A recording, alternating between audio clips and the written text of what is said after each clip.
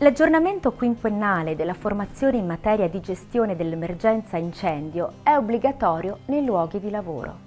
La legislazione vigente, in particolare il decreto ministeriale del 2 settembre 2021, specifica le caratteristiche dei corsi di formazione e di aggiornamento antincendio imponendo contenuti e durate.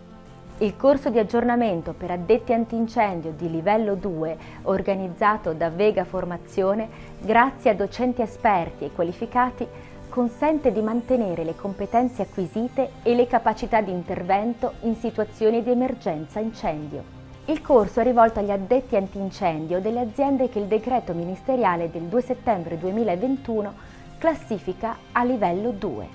Il corso prevede una parte teorica e una pratica, che viene svolta nel Safety Training Center di Vega Formazione, durante la quale il partecipante proverà direttamente ad utilizzare i più diffusi presidi antincendio, quali gli estintori e gli idranti, svolgendo con questi ultimi una prova completa con erogazione di acqua.